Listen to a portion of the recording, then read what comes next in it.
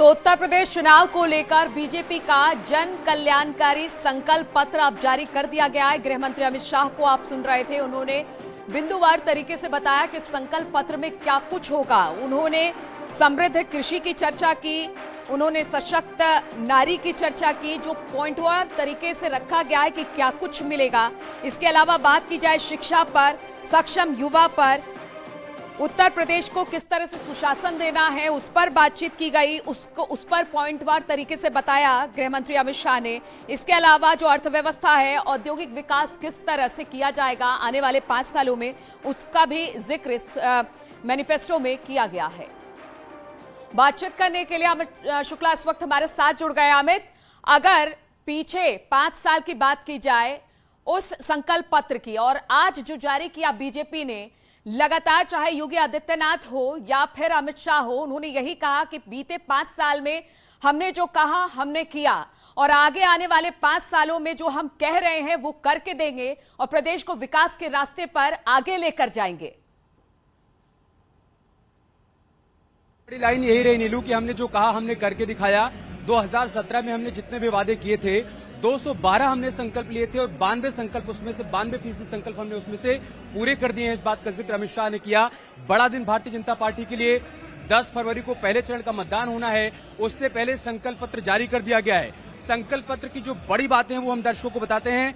प्रधानमंत्री उज्ज्वला योजना में होली और दिवाली पर लाभार्थियों को मुफ्त 2 LPG सिलेंडर दिए जाएंगे, बड़ा ऐलान किया गया है। साफ तौर पर गृहिणियों को साधने के लिए 60 साल से अधिक उम्र की महिलाओं के लिए परिवहन में मुफ्त यात्रा का इंतजाम किया जाएगा।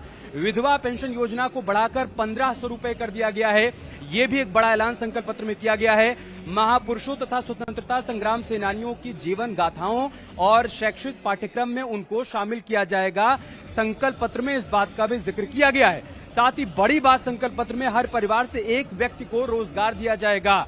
रोजगार के मुद्दे पर भारतीय जनता पार्टी को विपक्ष घेरने की कोशिश कर रहा है। ऐसे में संकल्प पत्र में इस बात पर जोर दिया गया है कि हर परिवार से एक व्यक्ति को रोजगार दिया जाएगा। 3 करोड़ से अधिक रोजगार व स्वरोजगार अगले 5 साल में उपलब्ध करवाए जाएंगे, इसका भी संकल्प लिया गया है। सभी विभागों में जो रिक्त पद हैं उनको जल्द से जल्द भरा जाएगा। सत्ता में आने के बाद इस बात का भी ऐलान संकल्प पत्र में किया गया है। स्वामी विवेकानंद युवा सशक्तिकरण योजना के अंतर्गत 2 करोड़ टैबलेट और स्मार्टफोन भी बांटे जाएंगे। युवाओं को साधने का प्रयास किया गया है। 2017 के संकल्प पत्र में भी टैबलेट का जिक्र था। 2022 के संकल्प पत्र में भी 2 करोड़ टैबलेट और स्मार्टफोन बांटे जाने का जिक्र किया गया है। 6000 डॉक्टर्स और 10,000 पैरामेडिकल स्टाफ की नियुक्ति की जाएगी ताकि स्वास्थ्य सेवाओं को और बेहतर बनाया जा सके। देवबंद की तरह मेरठ, रामपुर, आजमगढ़, कानपुर और बहराइच में ATS सेंटर की स्थापना भी की जाएगी। अभी हाल फिलहाल में देवबंद में उसका शिलान्यास किया गया था और अब 22 के संकल्प पत्र में इस बात का जिक्र किया गया है कि मेरठ, रामपुर, आजमगढ़ और कानपुर में हम जो आज संकल्प पत्र है उस पर बातचीत करेंगे। चूंकि 10 फरवरी यानी गुरुवार को पहले चरण का मतदान होना है, हमने देखा कि किसानों को रिझाने के लिए कह लीजिए या किसानों के लिए लगातार हालांकि बीजेपी बात करती रही है कि वो काम करती रही है, और इस बार के संकल्प पत्र में हमने देखा कि उन्होंने पहले जो सबसे पहला उनका है समृद्ध कृषि। अगले 5 सालों में हम सभी किसानों को सिंचाई के लिए मुफ्त बिजली देंगे, जिसका शगुफा एक तरह से अखिलेश यादव ने भी छोड़ा कि 300 यूनिट फ्री बिजली दी जाएगी। तो उस पर अपने संकल्प पत्र में पहला बिंदु जो था वो किसानों को लेकर ही था। उसी का जवाब है नीलू, उसी का जवाब है जो कि अखिलेश यादव के घोषणा पत्र में जिस बात का जिक्र है कि हम 300 यूनिट फ्री बिजली देंगे। तो भारतीय जनता पार्टी का कहना है कि हम अपने संकल्प पत्र में इस बात को शामिल कर रहे हैं कि हम किसानों को सिंचाई के लिए मुफ्त बिजली उपलब्ध करवाएंगे। पश्चिमी उत्तर प्रदेश में घूमते हुए कई किसानों से हमने बातचीत की, तब उनका यह कहना था कि देखिए बिजली का बिल बहुत ज्यादा आता है, बिजली तो आती है लेकिन बिल बहुत ज्यादा आता है। ऐसे में सरकार की तरफ से इस पर राहत दी गई है और ये कहा गया है कि किसानों को फिलहाल सिंचाई के लिए मुफ्त बिजली उपलब्ध करवाई जाएगी। बिल्कुल, और इसके अलावा भी चाहे वो युवाओं की बात की जाए या फिर महिलाओं की बात की जाए, हर तरफ उन्होंने कहा कि सरकारी नौकरियों में जो वैकेंसियां हैं अमित, उसको भी बढ़ाया जाएगा। महिलाओं के मद्देनजर उच्च शिक्षा पर भी खास ख्याल रखा जाएगा, बेसिक शिक्षा पर भी खास ख्याल रखा जाएगा। देखिए, बड़ी बात यह है नीलू कि 2017 के संकल्प पत्र में भी इस बात का जिक्र था कि सत्ता में आने के बाद हम बड़े पैमाने पर एमएसपी पर खरीद करेंगे उपज की, और उसको सरकार ने किया भी। उस बात का दावा सरकार की तरफ से बार बार किया जाता है। इस बार संकल्प पत्र में भी इस बात का जिक्र है कि सत्ता में आने के बाद हम एमएसपी पर खरीद को और बढ़ाएंगे।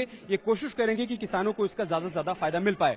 रही बात युवाओं की, तो देखिए युवाओं के लिए कहा गया है कि एक तो हम उनको टैबलेट देंगे ही देंगे, साथ ही साथ उनको रोजगार देंगे। कोचिंग में भी सरकार की तरफ से उनको सहायता दी जाएगी ताकि उनको जो बड़ी परीक्षाएं हैं उसकी तैयारी में किसी प्रकार की कोई दिक्कत, कोई परेशानी न हो। मतलब यह है कि हर वर्ग को साधने की कोशिश की गई है। पूरे संकल्प पत्र को अगर हम अलग अलग हिस्सों में समझें तो आप ये समझिए कि समृद्ध कृषि की बात की गई है, तो सशक्त नारी की बात की गई है, सुगम शिक्षा की बात की गई है, सक्षम युवा की बात की गई है, स्वस्थ प्रदेश की बात की गई है, सुशासन की बात की गई है, जिसका दावा बार बार भारतीय जनता पार्टी की तरफ से किया जाता है कि 2017 से पहले कैसे हालात थे और 2017 के बाद कैसे उसमें बदलाव आया है, फर्क साफ है, इस बात का जिक्र किया जाता है। अर्थव्यवस्था एवं औद्योगिक विकास की बात भी की गई है। इसके अलावा आधारभूत संरचना की बात भी संकल्प पत्र में की गई है। सबका साथ सबका विकास, जो भारतीय जनता पार्टी का स्लोगन है, उसका भी जिक्र किया गया है। अनामिका हमारी सहयोगी इस वक्त हमारे साथ जुड़ चुके हैं। अनामिका, संकल्प पत्र को आप देख पा रही होंगी, क्या बड़ी बातें इसमें से आप समझ पा रही हैं और उन बड़ी बातों के माध्यम से किसको साधने का प्रयास यहां पर भारतीय जनता पार्टी की तरफ से किया गया है?